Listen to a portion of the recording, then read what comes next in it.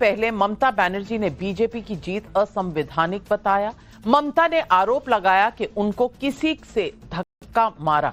सुनिए क्या कहा ममता बनर्जी।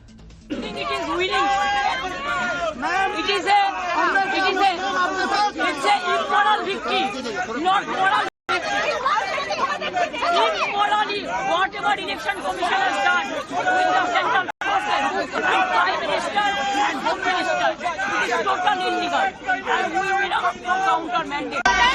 मेरे को पीटा, मेरे को लात मारा, सीसीटीवी फुटेज ऑफ कर दिया, हमारा एक एजेंट को घुसने नहीं दिया, हमको भी हम 5 मिनट के लिए घुसा था। मैंने रिक्वेस्ट किया था कि हमारा एजेंट को घुसने दीजिए। DO assured me they will be allowed. After that he is not available. Nobody is available. आपने सुना ममता बनर्जी क्या बोल रही हैं। क्या ये हार की बौखलाहट है? वैसे हर सीट का नतीजा अहम होता है, लेकिन बंगाल के नतीजे अपने आप में बहुत मायने रखते हैं। पूरब में एक नया सूरज उगा है। करीब 5 दशक के इंतजार के बाद अपने दर्जनों कार्यकर्ताओं को खपा देने के बाद, अपनी लीडरशिप को खपा देने के बाद अब बीजेपी के सामने वो समय आया है जब उसने वो अचीव कर लिया जिसका सपना श्यामा प्रसाद मुखर्जी और पंडित दीनदयाल उपाध्याय ने देखा था जब 1980 में जनसंघ बनाई थी। वो बंगाल जहां 2011 में बीजेपी के खाते में 0 और 2016 में 3 सीटें थी, वहां 2026 में बीजेपी 200 से ज्यादा सीटें जीतती नजर आ रही है। बंगाल में भगवा लहर की आंधी ऐसी उठी है कि कोलकाता से लेकर दिल्ली तक जय श्री राम के नारे गूंज रहे हैं। प्रधानमंत्री नरेंद्र मोदी का नेतृत्व, गृह मंत्री अमित शाह की रणनीति और यूपी के सीएम योगी के हिंदुत्व और सनातनी एकजुटता वाले संदेश की इस जीत में अहम भूमिका रही है। अमित शाह ने बीजेपी काडर में जान फूंकने के लिए मेरा बूथ सबसे मजबूत का नारा दिया।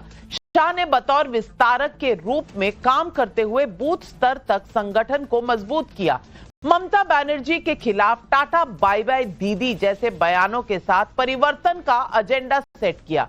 यूसीसी घुसपैठ को रोकने और घुसपैठियों को भगाने का वादा कर आक्रामक प्रचार किया। गुंडों को उल्टा लटकाकर सीधा कर देने वाला बयान से जनता के मन में विश्वास जगाया। मैं आपको अमित शाह का एक वीडियो सुनाना चाहती हूं, 2014 का। उस साल इस वीडियो में शाह का आत्मविश्वास, संगठन के लिए उनका कमिटमेंट कैसा है, उसे सुनिए और समझिए क्या मिशन था अमित शाह के लिए। मित्रों, कुछ दिन पहले ये रैली की जब बात चलती थी तो ममता जी ने मीडिया के सामने एक छोटा सा सवाल किया कि अमित शाह कौन है, ऐसा पूछा था। दीदी, अगर आप देख सकती है तो देख लीजिए, सुन सकती है तो सुन लीजिए, मैं अमित शाह हूं। मैं भारतीय जनता पार्टी का एक छोटा सा कार्यकर्ता हूं। मैं अमित शाह हूं और इस बंगाल की भूमि पर से तृणमूल को उखाड़ने के लिए आया हूं, वो आप समझ लीजिए। आपने सुना, अमित शाह को 2014 से भले 12 साल लग गए, लेकिन बीजेपी ने मन से कभी हार नहीं मानी और आज आखिरकार उखाड़कर तृणमूल कांग्रेस का साम्राज्य बाहर फेंक दिया। बंगाल के बाद अब मिशन यूपी पहले से ही शुरू हो चुका है। पंजाब की रणनीति पर काम चालू है। बंगाल चुनाव के बाद अगर किसी की नींद उड़ने वाली है तो अखिलेश यादव हैं, जिनके परफॉर्मेंस ने 2024 लोकसभा रिजल्ट पर सबको चौंकाया था। लेकिन अब अखिलेश के सामने बीजेपी के बढ़े हुए हौसले से पार पाना बहुत बड़ी चुनौती हो गई है। फिर अखिलेश क्या करेंगे, ये सवाल आज पब्लिक पूछ रही है। सवाल पब्लिक का आज नंबर 1, एकजुट हिंदू अब तक के सभी वोट बैंक पर भारी पड़ता नजर आ रहा है। आगे मोदी विरोधियों का होगा क्या? सवाल नंबर 2, इंडी गठबंधन के 3 बड़े चेहरे एक साथ ध्वस्त हुए। मोदी विरोध की राजनीति में अब क्या बदलाव आएगा? सवाल नंबर 3, मुस्लिम वोट बैंक पर दावा करने वाली लीडरशिप चारों खाने चित। क्या तुष्टीकरण की राजनीति को जनता ने नकारा?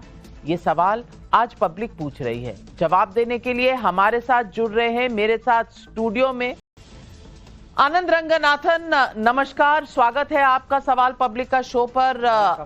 आज वनकम, अब तो आप बोलिए नमस्कार। रोशोगुल्ला खाबेन, सबा नकवी वरिष्ठ पत्रकार हमारे साथ है। नीलाद्री भट्टाचार्य तृणमूल कांग्रेस के सपोर्टर है। संजय झा, आपकी मुस्कुराहट मंद मंद, कांग्रेस के नेता हैं, हमारे साथ आज जुड़ रहे हैं। हर्षवर्धन त्रिपाठी, जिनकी हंसी जो है मुझे लग रहा है स्क्रीन की एक तरफ से दूसरी तरफ तक जा रही है। अनुराग भदौरिया जी और उनकी हरी शर्ट हमारे साथ जुड़ रहे हैं। नमस्कार अनुराग भदौरिया जी, स्वागत है आपका। और सिद्धार्थ यादव जी, नमस्कार और बहुत बहुत बधाई आपको। जिस तरह की जीत दर्ज हुई है बंगाल में, ये तूफान कहना भी कम होगा, सुनामी से कम नहीं है। ये 207 सीटों पर आगे बढ़ रही है। 80 सीटों पर तृणमूल कांग्रेस सिमटती नजर आ रही है। असम में भी पहले 2 बार आपकी सरकार रह चुकी है और इस बार तीसरी बार में उससे भी बड़ा मैंडेट लेकर आना, पुडुचेरी में सरकार लेकर आना, केरल में 3 सीटों पर बढ़त पाना, ये पूरी तरीके से आपने एक जो सुनामी लाई है, ये किसके खिलाफ है? ममता बनर्जी के खिलाफ, एमके स्टालिन के खिलाफ, पिनरी विजयन के खिलाफ, या फिर राहुल गांधी के खिलाफ जो इस वक्त मस्कट के दौरे पर है?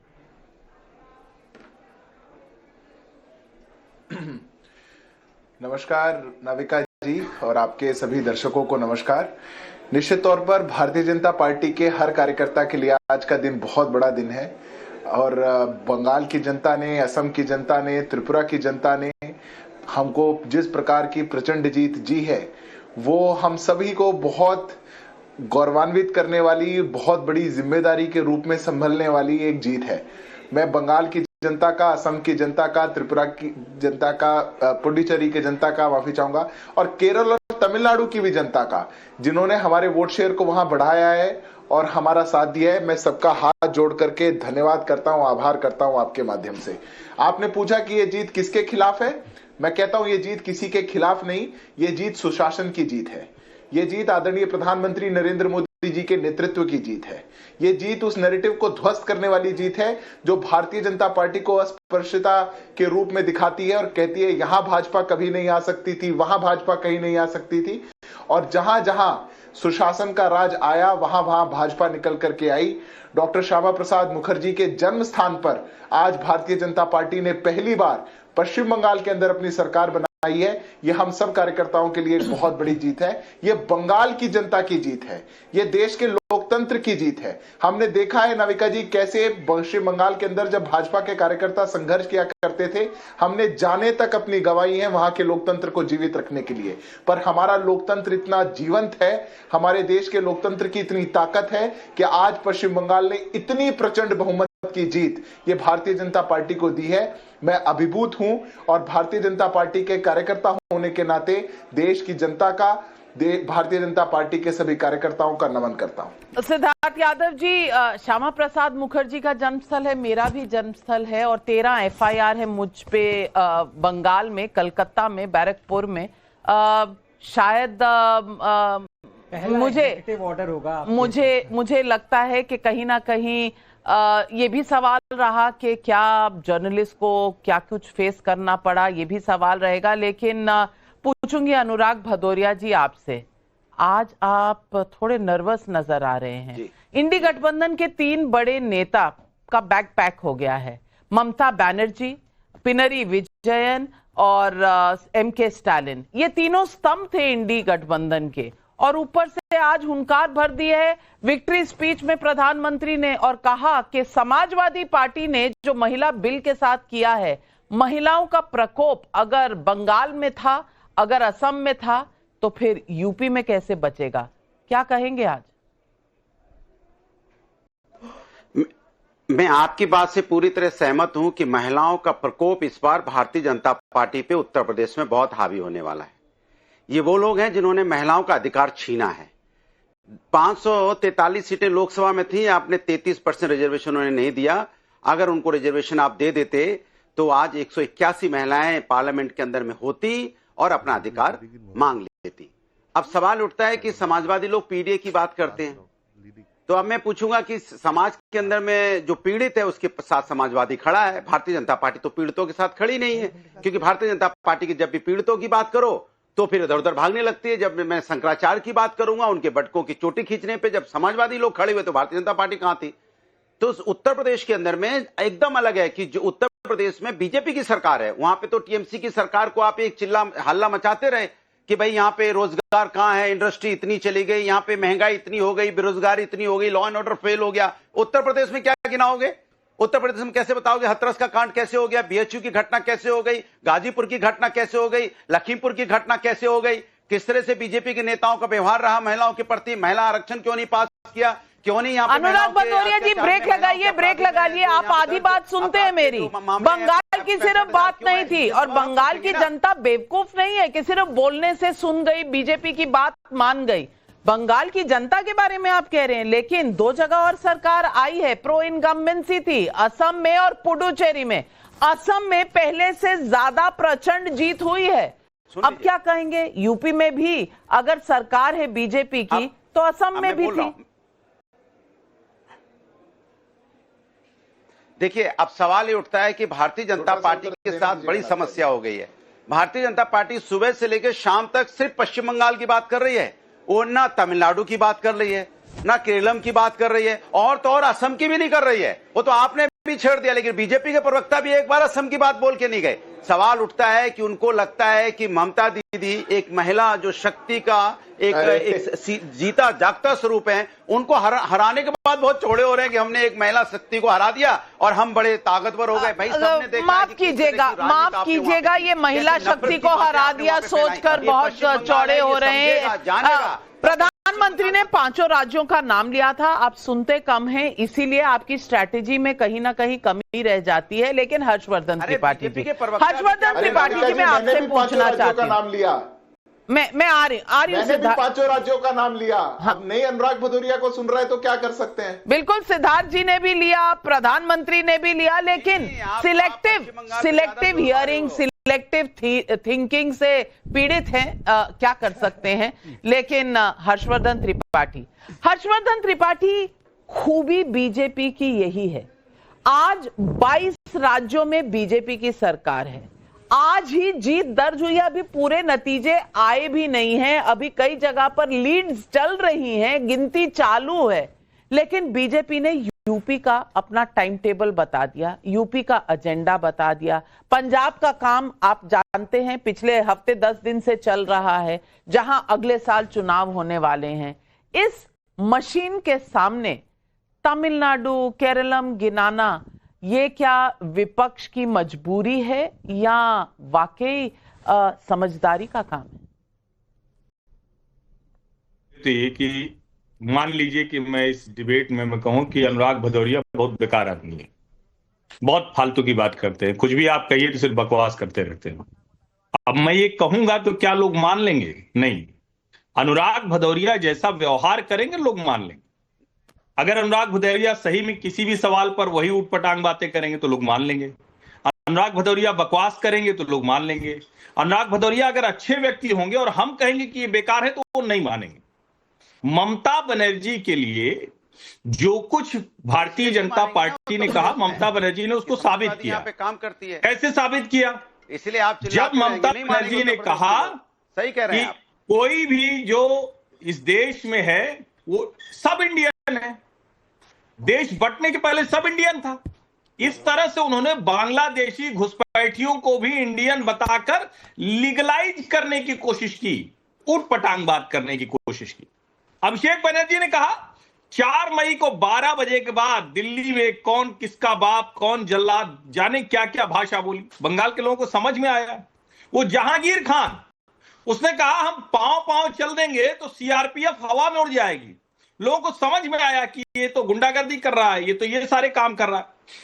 ये जो कह रहे हैं, मतलब मैं तो समझ नहीं पाता कि क्या हो जाता है हमारे मित्र अनुराग भदौरिया को। अभी है चुनाव के वक्त लड़िएगा। ममता बनर्जी के राज में आरजी कार हुआ, संदेश खाली हुआ और मेरी मेरी जो जानकारी है कि आरजी कार पीड़ित की मां रत्ना देवनाथ यहाँ जीत पे गई क्या है। क्या हुआ? बिल्कुल जीत गई हैं, बिल्कुल जीत गई हैं और यहीं से बंगाल का जो पूरा चुनाव है वहीं से घूमना शुरू हुआ था, जहां आरजी कार का पूरा ये वाकया हुआ। बंगाल में महिला देश की बेटी है। अनुराग भदौरिया जी, आप अगर लगातार बीच में बोलते रहेंगे तो आपके कुछ लाख वोट और कम हो जाएंगे। रुक जाइए, ब्रेक लगाइए। मैं आपका फेडर डाउन कर रही हूं। हर्षवर्धन त्रिपाठी जी, आप अपनी बात खत्म कीजिए। बस मैं 20 सेकंड में खत्म कर दूंगा। रत्ना देवनाथ और संदेश खाली की वो जो महिला है वो है असली वुमेन एम्पावरमेंट, जिनको भारतीय जनता पार्टी ने टिकट दिया और जिताकर भेजा। वो नहीं भी जीती तब भी पिछली बार भी टिकट दिया। वो लड़के लड़कियां जो हावड़ा ब्रिज पर नाच रहे हैं, झूम रहे हैं, जय श्री राम के नारे लगा रहे हैं, वो है youth of women empowerment. Bengal के वो लोग जो देश के दूसरे राज्यों में जा रहे थे और यहां से उनको निकलकर सिर्फ और सिर्फ काम करने के लिए दूसरे घरों में जाना पड़ता था, उनको समझ में आ रहा है वुमेन एम्पावरमेंट, यूथ एम्पावरमेंट। बिल्कुल आपने सही कहा। और इस वक्त की बड़ी खबर जो आ रही है भवानीपुर से, ममता बनर्जी अपनी सीट भवानीपुर में शुभेंदु अधिकारी से पीछे हो गई हैं। 563 वोटों से चाहे पीछे हों, छोटा सा मार्जिन है, लेकिन वहां सस्पेंस बरकरार है। 563 वोटों से ममता बनर्जी पीछे हो गई हैं। बौखलाहट शायद इस वजह से, नीलाद्री भट्टाचार्य जी, दोपहर में 13,000 वोट से आगे चल रही थी, फिर कम हुआ मार्जिन, अब 563 वोटों से पीछे। नीलाद्री भट्टाचार्य, बंगाल में टेक्टोनिक शिफ्ट हुआ है। सिर्फ दोष दे देना कि ये इलेक्शन कमीशन है, सेंट्रल फोर्सेस है, एक भी मौत नहीं हुई, वायलेंस की घटना नहीं हुई।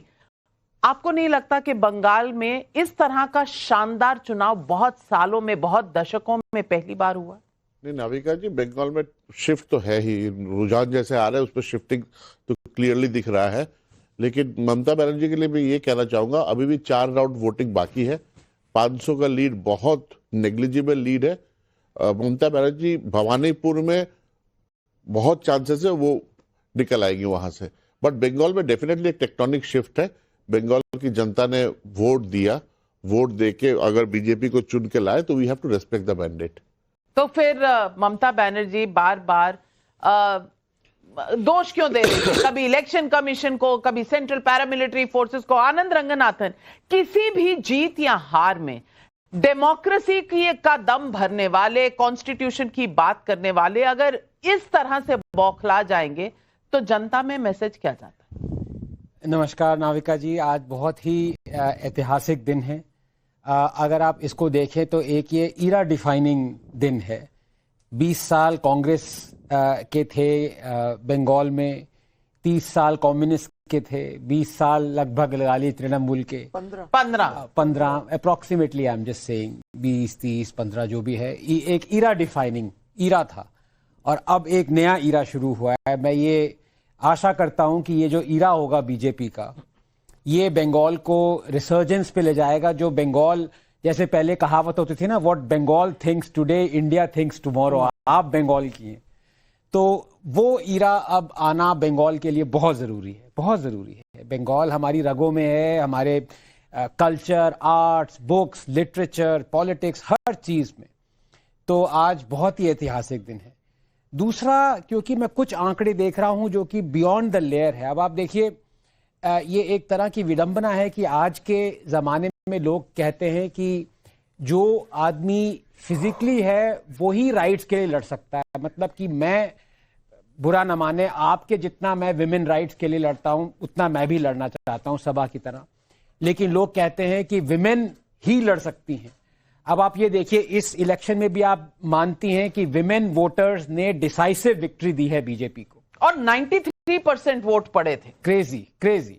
लेकिन अगर आप ये देखें कि बीजेपी ने 10.5% टिकट्स दिए थे विमेन को, तृणमूल ने 20% दिए थे, लेकिन फिर भी बीजेपी को विमेन ने ज्यादा वोट किया है।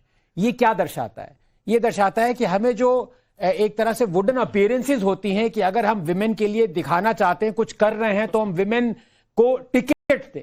इससे नहीं, हम उनके लिए काम करें। मेन भी काम कर सकते हैं उनके लिए। तो एक तरह से ये भी एक डिसाइसिव लेसन है आगे जाने के लिए, कि हम हमेशा ये ना सोचें कि अगर हमें विमेन के लिए कुछ करना है तो विमेन ही कुछ करेंगी। अगर ऐसा होता तो ममता जी कभी नहीं हारती। बिल्कुल, महिलाएं पुरुषों के लिए कर सकती हैं, पुरुष महिलाओं के लिए कर सकते हैं, और ये मैसेज दो हैं। और मैं मानती हूं संजय झा, पहले तो आपको बधाई, केरला में कांग्रेस की जीत हुई है, बड़ी जीत है। 4 राज्य अब कांग्रेस के नाम हो गए हैं, 4 आपके मुख्यमंत्री हैं। डीएमके को आप शायद डीएमके के डूबने के बाद आपको विजय के साथ दोस्ती करनी पड़े, और इसके आसार नजर आ रहे हैं तमिलनाडु में। गलत पढ़ा नहीं, सही पढ़ा था, लेकिन गए नहीं, आप विजय के साथ रहे, आप डीएमके के साथ, तो शायद अब पाला बदलने का आपको मौका मिले। और आपको बधाई इस बात की कि आपकी 200% बढ़ोतरी हो गई है बंगाल में। 0 पर थे, अब 2 सीटें हैं आपकी बंगाल में, तो बढ़ोतरी आपकी 200% की ग्रोथ जो है, इस पर मैं आपको बधाई देना चाहती हूं। लेकिन मेरा सवाल यही है कि अब तक माना जाता था एम फैक्टर माइनॉरिटी फैक्टर है, लेकिन इस बार एक एम फैक्टर महिला फैक्टर बन के निकला है। और ये महिला फैक्टर जो बंगाल में जिसने जादू दिखाया है, वो एक संदेश दे रहा है। आरजी कर जो एक घटना हुई बंगाल में, संदेश खाली में जो हुआ, कहीं ना कहीं ममता बनर्जी ने पहले डिनायल में रही, और उनकी एक दीदी वाली छवि कहीं ना कहीं उसको आघात हुआ, और महिलाओं का, जनता का विश्वास कम हुआ। कहा जाता था प्रेसिडेंसी, यानी कि कोलकाता शहर के आसपास के जो कॉन्स्टिट्यूएंसी है उसमें कभी कोई सेंध नहीं कर सकता, वो तो तृणमूल कांग्रेस का बैस्टियन है। उसमें ऐसा तूफान आया कि सब कुछ तहस नहस हो गया। मैं पूछना चाहती हूं, क्या कांग्रेस में इस तरह का मिशन मोड करने की क्षमता है जिस तरह से बीजेपी ने करके दिखाया है बंगाल में?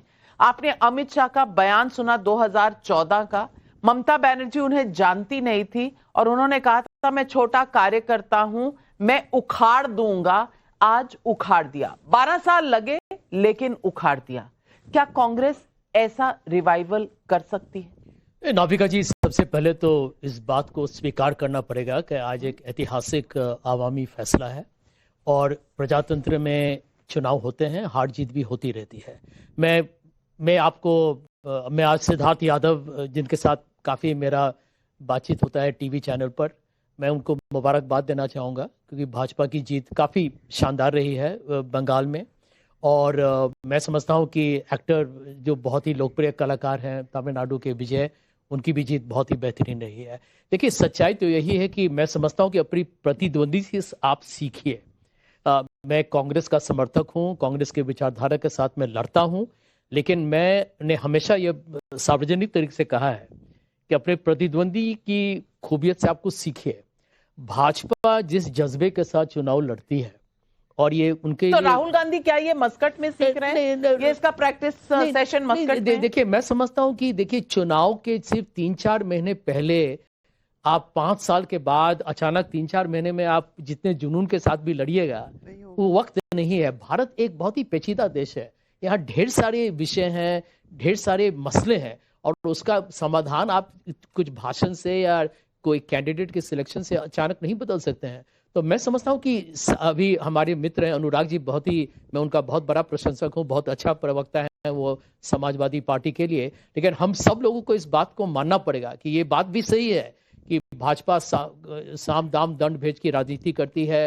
वो भी महिला का विषय को भी लेके बहुत राजनीति हो रहा है, वो बिल्कुल मैं उसके साथ सहमत नहीं हूँ। अनुराग जी ने जो कहा है सही कहा है, परंतु इस बात को भी हमें मानना पड़ेगा कि भाजपा जिस तरीके से चुनाव लड़ती है, लगता है कि उनके पास एक लक्ष्य होता है, और उसके बाद 24 घंटे ही नहीं, वो जो कहते हैं ना, खून पसीना पूरा लगा देते हैं। यदि कांग्रेस पार्टी की जो सबसे बड़ी कमजोरी रही है, वो मैं पूरी तरीके से उसके साथ इत्तेफाक रहता हूं कि हम लड़ते नहीं है। जैसे आज चुनाव खत्म हुआ, आपको बंगाल के अगले चुनाव के लिए आपको काम करना पड़ेगा। यदि आप नहीं करेंगे तो आप सफल नहीं हो पाइएगा भारत के। यशवंत देशमुख जी हमारे साथ जुड़ रहे हैं, सी वोटर इनकी एजेंसी है, और यशवंत देशमुख जी मुस्कुरा रहे हैं। ये मुस्कुराहट किसके लिए है? और यशवंत देशमुख जी, हम और आप पॉलिटिकल एनालिस्ट हैं, इस तरह के तूफानी सुनामी वाले चुनाव के बाद हमारा विश्लेषण करना स्वाभाविक है।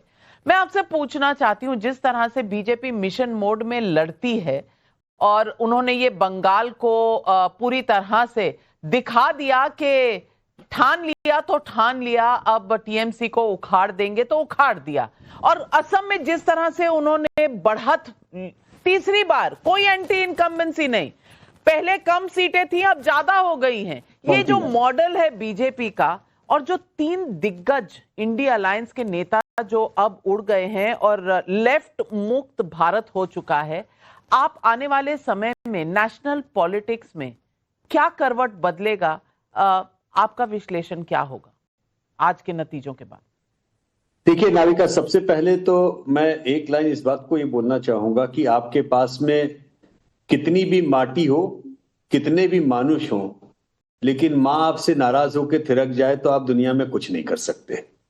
तो माँ माटी मानुष का जो नारा था, उसमें जो पहला हिस्सा था वो जो गायब हुआ, उसको इसलिए समझना बहुत जरूरी है क्योंकि पिछले 2 साल से नविका जी हम लोगों ने लगातार बात की महिलाओं के वोट बैंक बनने की, लेकिन जितनी बार बातचीत होता था, मुझे दुख के साथ कहना चाहता हूं कि अधिकांश लोगों ने मैंने ये पाया कि उसको और खास तौर पे पुरुष जितने मेरे सहयोगी रहे, जिन्होंने एनालिसिस की या पत्रकार रहे, उन्होंने लाभार्थी योजना के नाम पर, 10,000 के नाम पर, लाडली लक्ष्मी उसके नाम पर महिलाओं के वोट को एक तरह से ट्रांजैक्शनल कैटेगरी में डालने का काम किया। उन्होंने एनालाइज ऐसे किया जैसे महिलाओं का वोट अब ट्रांजैक्शनल हो गया है, आप 1,500 रुपए डाल दीजिए, आपको वोट पड़ जाएंगे, आप जीत जाएंगे, आप 3,000 डाल दीजिए, 10,000 का वादा कर दीजिए, आप जीत जाएंगे।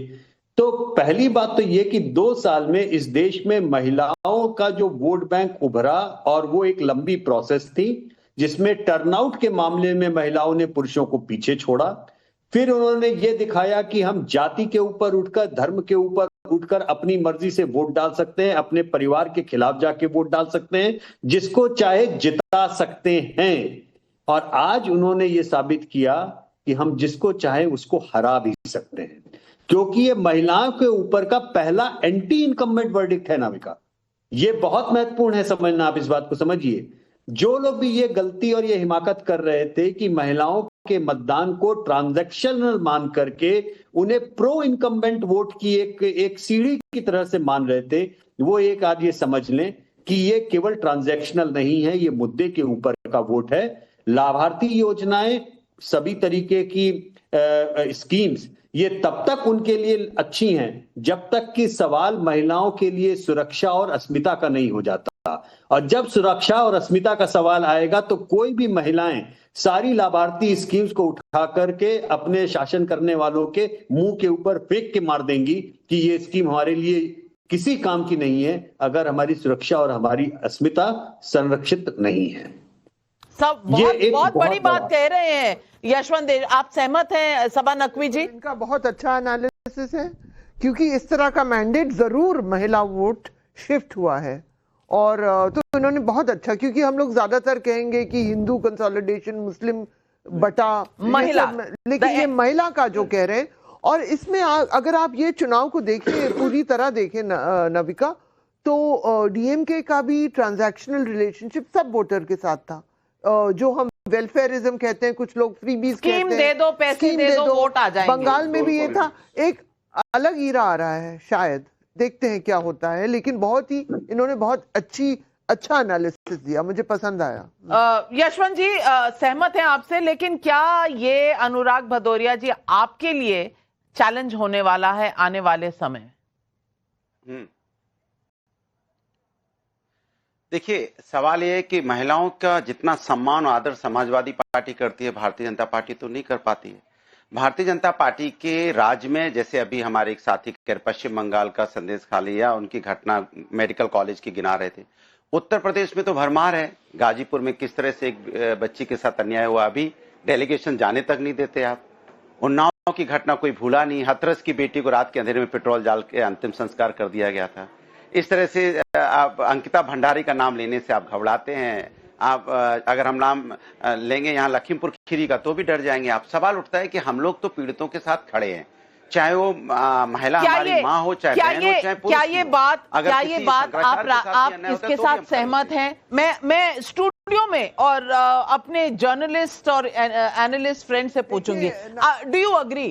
क्या अनुराग भदौरिया का जो विश्लेषण है आप उससे सहमत हैं? नहीं अनुराग जी, आप बस डिटेल्स पे जा रहे हैं, लेकिन एक रूमर भी चल रहा है कि बृजभूषण शरण सिंह शायद सपा की तरफ घूम रहे हैं। मैं बस बता रही हूँ आपको। और यूपी में बहुत सारे प्रजापति किसको याद नहीं है, लड़कों से गलती किसको याद नहीं है, आनंद रंगनाथ। अफसोस ये सब पार्टी में है यूपी में। और जिस तरह से महिला